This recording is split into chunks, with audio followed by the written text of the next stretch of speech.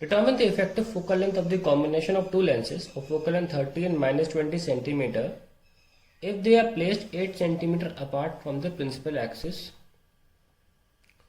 coincident. Does the answer depend on which side of a beam parallel light is incident? Is the notion of effective focal length of this system useful at all? फिर सुनिए. Determine the effective focal length of the combination of two lenses. Solution देखिए, दो lenses हैं, इसकी focal length 30 है और दूसरी जो लेंस है उसकी फोकल लेंथ है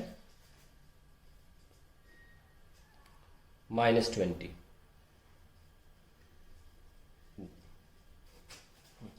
ठीक है. नाउ हमसे बोला गया है कि इनके बीच में जो दूरी है वो 8 है.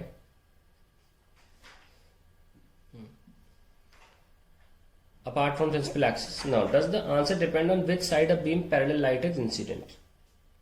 तो parallel light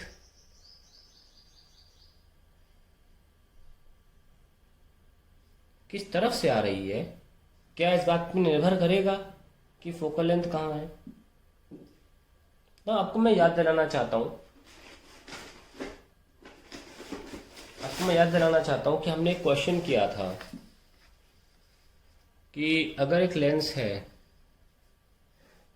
अगर ऐसे लाइट आ रही है तो फोकस उसका ऐसे होगा, ये फोकल लेंथ है.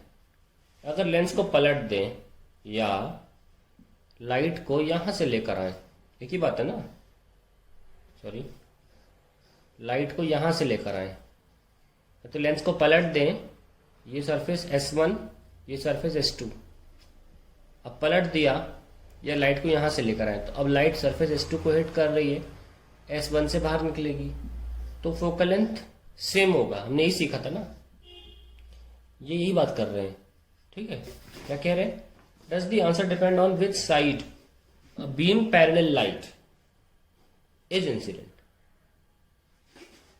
ऑब्वियसली अगर इधर पलटने से, मात्र पलटने से अगर फोकल लेंथ बदलेगी तो पूछ रहे हैं is the notion of effective focal length of this system useful at all?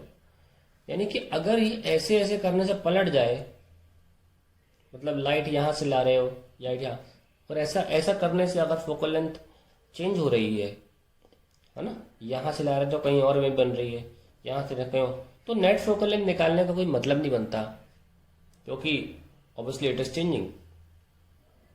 आपको हर बार प्रॉपरली सॉल्व करना होगा, इससे हर बार आपको प्रॉपरली सॉल्व करना, इमेज डायग्राम बना के सॉल्व करना होगा. तो वही पूछ रहे हैं क्या इफेक्टिव फोकल लेंथ का फॉर्मूला ऐसी सिचुएशन में निकालना चाहिए? देखो भाई, अगर लाइट को यहां से ला रहे हो वो कहीं इमेज बना रही है, यहां से ला रहे हो वो कहीं और इमेज बना रही है, डिस्टेंस उसका जो है वो अलग अलग आ रहा है, तो फिर इफेक्टिव फोकल लेंथ क्यों निकालोगे तुम? फिर तो तुम्हें हमेशा प्रॉपर न्यूमेरिकल मान के उसको हमेशा सॉल्व करना होगा. तो इनकेस ये डिपेंड कर गया आंसर इस बात पे कि लाइट यहां से तो कहीं और इमेज है और लाइट यहां से तो कहीं और इमेज है, तो the notion of effective focal length will be not of any importance. हमेशा आपको सॉल्व ही करना होगा. तो हम इसी पे चल रहे हैं, लेकिन पहले हम इसे निकाल लेते हैं कि आंसर हमारा इधर उधर करने से आ रहा है कि नहीं आ रहा है. ठीक है, तो पहले हम प्रॉपरली इसका रे डायग्राम बनाना होगा. लेट अस सी. तो इसकी फोकल लेंथ 30 है और इनके बीच की दूरी 8 सेंटीमीटर है. ओके, तो अगर कोई रे पैरेलल आ रही है तो फोकस पे जाके मीट करेगी. इनके बीच की दूरी 8 है तो इसे 30 मीट करना चाहिए ना, तो 30 मीट कराओ. ये लीजिए 30 मीट करा रहे हैं. ऑब्वियसली लेंस बीच में आ गई ना, लेकिन ऐसे डॉट तो बनाना ही होगा ना. तो ये हमारा इतना कितना 22 सेंटीमीटर हो गया. तो ये इसका वर्चुअल ऑब्जेक्ट है, वर्चुअल ऑब्जेक्ट. तो पहली चीज तो हमें सॉल्व करनी नहीं है. हाँ, मतलब हमें ऑलरेडी मिल गया. कोई करना चाहता है तो 1/f1, इसको 1 लेंस मान लो, इसको 2 लेंस मान लो, is 1/, plus 1/infinity. So v will be f1, that is v will be 30 centimetre. ये पार्ट तो हो गया हमारा. अब बारी आती है इस लेंस के लिए, फॉर कॉनकेव लेंस. और कॉनकेव लेंस। इसमें हमारे पास 22 आ रहा है, वर्चुअल ऑब्जेक्ट है, देखते कहाँ बन रही image. 1/f is equals to 1/v plus 1/u, 1/1 ये लिख लो, -20 इज 1/v प्लस 1/, क्योंकि वर्चुअल है तो माइनस में लूंगा, -22। ठीक है, आई सॉल्व करते हैं इसको। 1/22 - 1/20 is 1/v। Now we have further solving 1/v is equals to 20 minus 22 upon 22 था 44 और 40 तो 1/v is equals to -2 upon 440, तो v कितना आया -220। तो ये हमारी फाइनल इमेज आ रही है -220। यहां बन रहा है एक्चुअली में हमारा जो ऑब्जेक्ट है वो -220 से बन रहा है।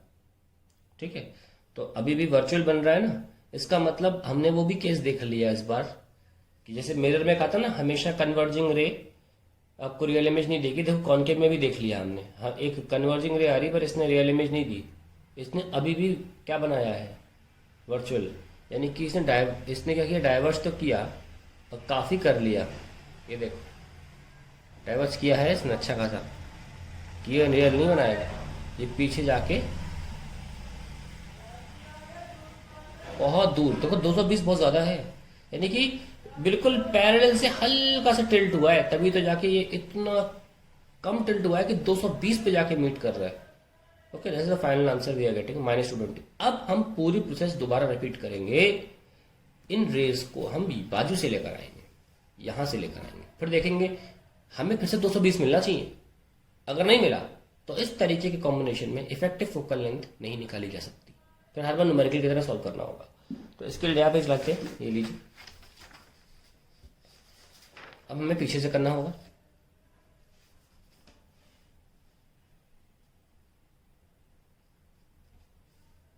ये लीजिए,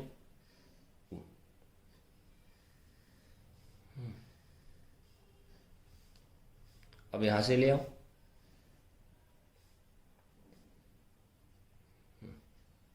तो 1/f is 1/v plus 1/u, तो 1/-20 1/v प्लस 1/∞। इन्फिनिटी से आ रही ना, कॉनकेव लेंस पहले आएगी इस बार। सो v आ गया -20 सिंपली। ओके, यानी कि डाइवर्स किया है इसने, ये लीजिए। तो अब इसके लिए प्रोड्यूस करना पड़ेगा ना, कितना है 20 सेंटीमीटर। अब बारी आती है कॉन्वेक्स लेंस की। 1/f is 1/v plus 1/u, कितना था इसका 30 था ना, हाँ 30 था, और v हमको निकालना है, और u कितना है, u इज 20 and 8। ओके 28, यहां तक देखेंगे ना 28 है। So let's solve it. 1/30 minus 1/28 is 1/v। 28 3 is 84, 28 minus 30 is 1/v। So v कितना आया 84, 840 minus 2 is -420। अब देखिए क्या हुआ ये,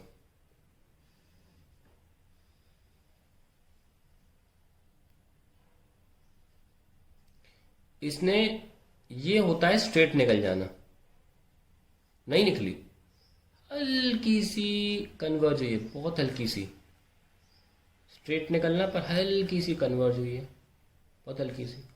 लेकिन ये इधर कभी नहीं मीट कर सकती है क्योंकि अभी भी डाइवर्जिंग है, तो ये पीछे जाके मीट करेंगी। और ये इतना कम कन्वर्ट किया है इस बेचारे कन्वेक्स लेंस ने कि कहाँ मीट कर रही है 420 सेंटीमीटर पे जाके। ठीक है, so we have got something अजीब। हमें -220 मिल रहा है, रे यहां से आ रही है, -420 मिल रहा है जो रे यहां से आ रही है। तो यानी कि the notion of effective focal length, effective focal length is not useful. ठीक है। नो, कुछ लोग सोच रहे होंगे कि क्योंकि लेंसेज के बीच में सेपरेशन था, दूरियां थी, इस वजह से फॉर्मूला ये ऐसा हुआ। क्योंकि अगर सेपरेशन नहीं होता तो हम ये फॉर्मूला लगा लेते 1/f1 + 1/f2, ऐसे करके सॉल्व करते। ये तो हमेशा एप्लीकेबल होता है, तो स्टैंडर्ड फॉर्मूला है। देखिए मेरी बात सुनिए ध्यान से, अगर लेंसेज के बीच में सेपरेशन है भी तो उसके लिए भी फॉर्मूला होता है 1/f1 + 1/f2 - x/f1f2। इसमें x जो होता है वो सेपरेशन बिटवीन लेंसेज होता है, बिटवीन लेंसेज होता है। तो आप ये भी तो यूज कर सकते थे, लेकिन नहीं किया ना। पहले आपको ये चेक करना होगा कि फोकल लेंथ आजू बाजू सेम आ रही है, then you can use this formula, otherwise you can not. ठीक है। तो इस पर कुछ मिसलेनियस वीडियोस बनाएंगे आपसे खत्म से आखिरी में, तब कुछ बताएंगे आपको इस बारे में कि बहुत सारी कॉम्बिनेशन लेके देखेंगे कि अगर कन्वेक्स लेंस ले लें, ऐसा तो नहीं है कि दो लेंसेज अलग अलग है, कन्वेक्स से कनकेव में, शायद ऐसा ना होता हो। ऐसा तो है ही नहीं कि अगर दो लेंसेज अलग अलग हैं तो फॉर्मूला काम नहीं करेगा, ऐसा बिल्कुल भी नहीं है। But will talk about it later. But अभी के लिए क्या हो रहा है कि ऐसा मत सोचिएगा कि फॉर्मूला नहीं है, फॉर्मूला होता है। तो दो लेंसेज आपस में दूरी पर होती है तो उसके लिए भी फॉर्मूला है, बाकायदा प्रॉपर फॉर्मूला है। आप देखेंगे HC वर्मा किताब में देखेंगे तो डेरिवेशन भी गिवन है, पर हमारे लिए जरूरी नहीं है इसका डेरिवेशन। ठीक है। So we have come to the conclusion that दोनों इमेजेस अलग अलग जगह पर बन रही हैं।